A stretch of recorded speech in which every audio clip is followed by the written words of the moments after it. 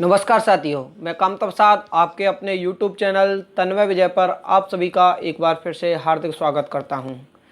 साथियों, आज के इस वीडियो से हम प्रारंभ करेंगे ईवीएस पेडागोजी का। जैसा हमारा अनुभव है, सीटेट में असफलता का जो प्रमुख कारण बनता है वह ईवीएस और द्वितीय भाषा में अच्छे अंक प्राप्त न करना। ईवीएस में अच्छे अंक इसलिए प्राप्त नहीं हो पाते क्योंकि ईवीएस से संबंधित जो सामग्री है, विषय वस्तु है, वह बाज़ार में उपलब्ध जो बुक्स हैं उनमें वह बहुत सीमित मात्रा में मिलता है।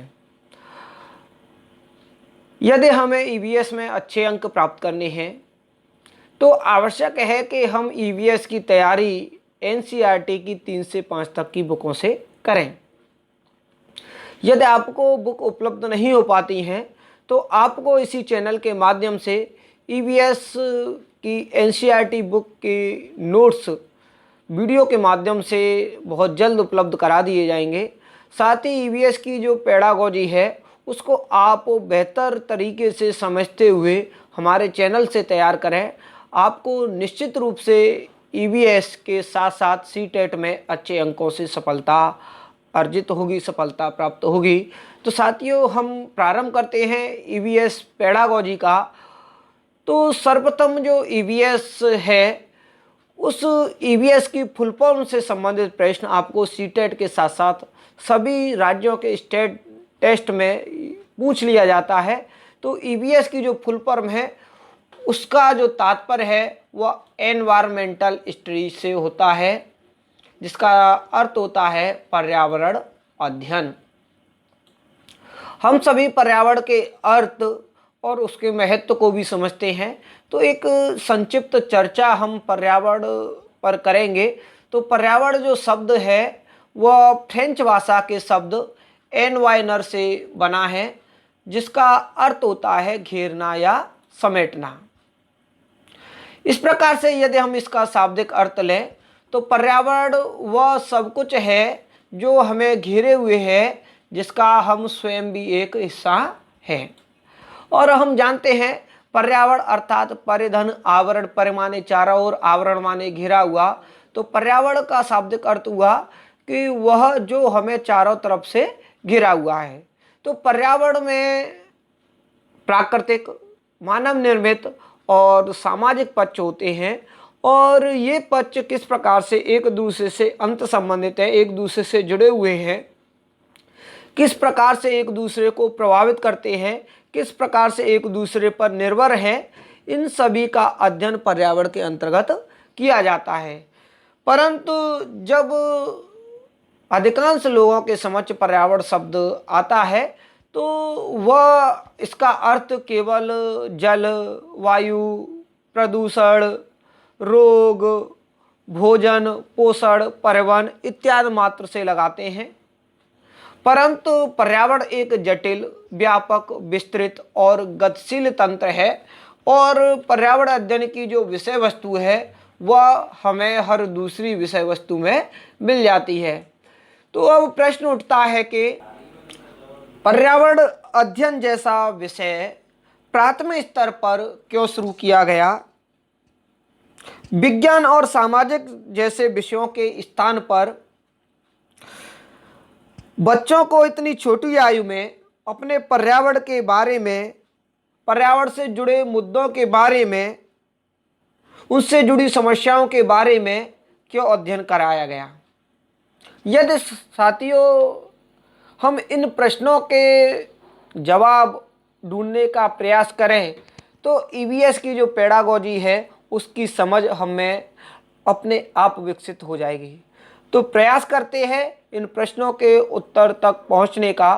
तो जो प्राथमिक स्तर पर पर्यावरण अध्ययन है वह बालकों के समक्ष एक एकीकृत विषय क्षेत्र के रूप में प्रस्तुत किया गया, जिसमें बालक को विज्ञान, सामाजिक विज्ञान, पर्यावरण की पूरी जानकारी और समझ सम्मिलित की गई।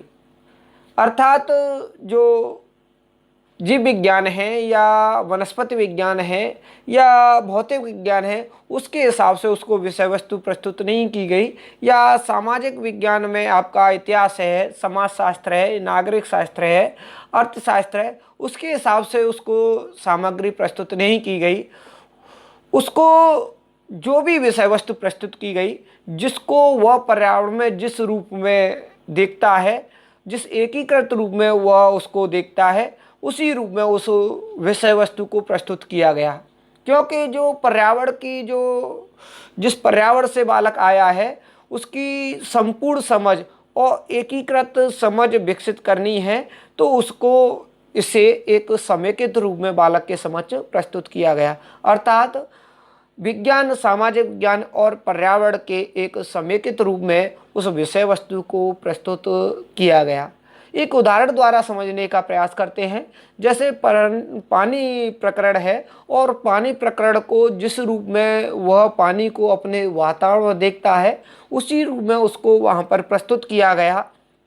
और बालक को स्वयं यह खोजने के अवसर दिए गए, बालक को स्वयं अंतःक्रिया करने के अवसर दिए गए, बालक को स्वयं अपने समाज से जुड़ने के अवसर दिए गए कि वह यह ज्ञात करे कि पानी के स्रोत क्या हैं, पानी हमारे लिए किस प्रकार से महत्वपूर्ण है, पानी की जो भौगोलिक जो वितरण है वह किस प्रकार से है, प्राचीन समय पर पानी की संरक्षण के लिए क्या व्यवस्थाएं थीं, जहाँ पर पानी की समस्याएं थीं, लोग किस प्रकार से पानी को एकत्रित करते थे, आज पानी को लेकर किस प्रकार की समस्याएं हैं और उनके समाधान क्या हो सकते हैं। इस प्रकार की जो पूरी सोच है वह बालक को स्वयं अर्जित करने, स्वयं अपने आप अपने वातावरण में खोजने के अवसर दिए गए।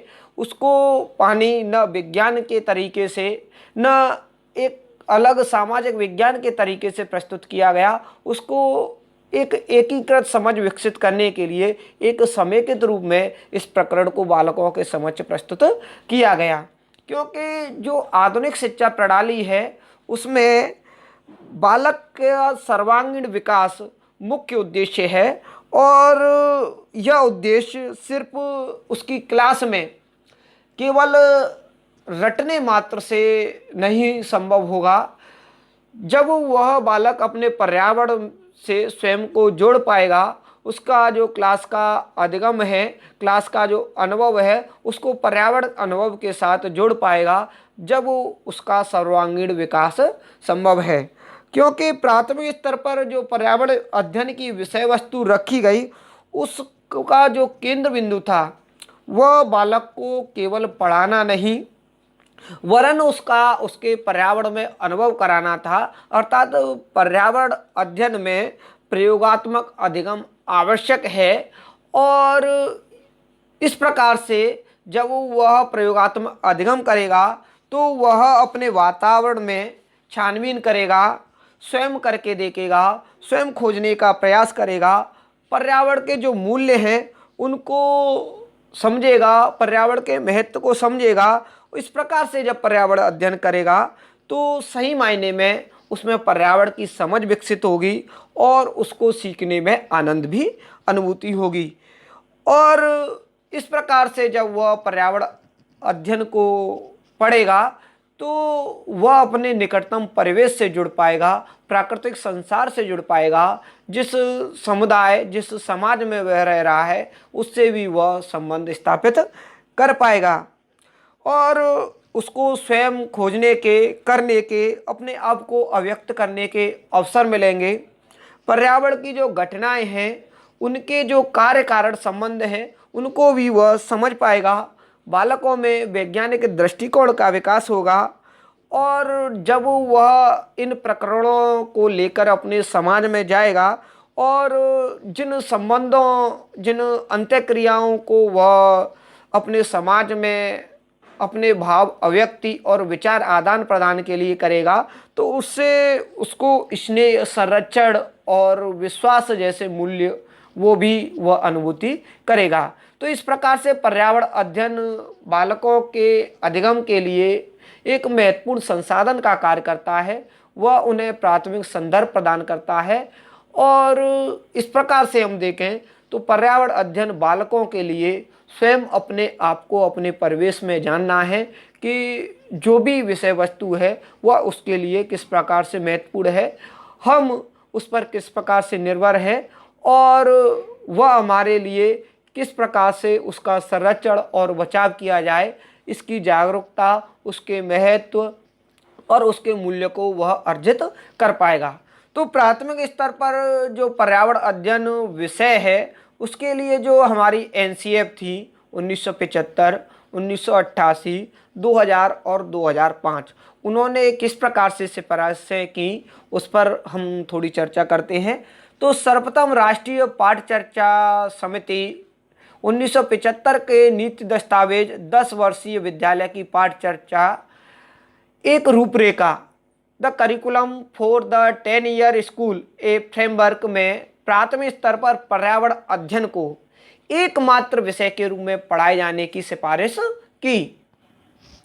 इसमें कहा गया कि पहले 2 वर्ष क्लास 1 और 2 में पर्यावरण अध्ययन को सामाजिक और सामाजिक परिवेश पर ध्यान देने के लिए कहा गया और क्लास 3 से 5 तक जो पर्यावरण अध्ययन है उसको 2 अलग अलग भागों में बालकों के समक्ष प्रस्तुत करने के लिए कहा गया, जिसमें पहले भाग में बालक को सामाजिक अध्ययन और दूसरा जो भाग है उसमें सामान्य विज्ञान बालक के लिए सम्मिलित होने चाहिए।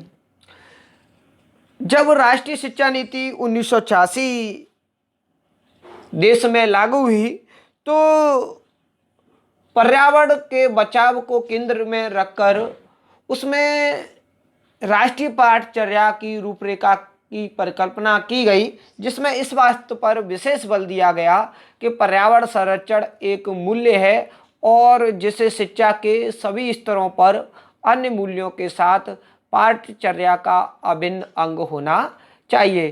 तो जो आपकी नेशनल पॉलिसी 1986 थी और नेशनल करिकुलम फ्रेमवर्क 1988 था, उन्होंने पर्यावरण अध्ययन हेतु जो एनसीएफ 1975 का जो सिफारिश थी उसी उपयुक्त व्यवस्था को स्वीकृत कर लिया, परंतु विद्यालयी शिक्षा के लिए राष्ट्रीय पाठचर्या रूपरेखा एनसीएफ एसई 2000 ने यह प्रस्तावित किया कि पूरे प्राथमिक स्तर पर पर्यावरण अध्ययन एक समन्वित रूप में बालकों को पढ़ाया जाना चाहिए, न कि उसको क्लास 3 से और 5th तक विज्ञान और सामाजिक विज्ञान के अलग अलग भाग के रूप में।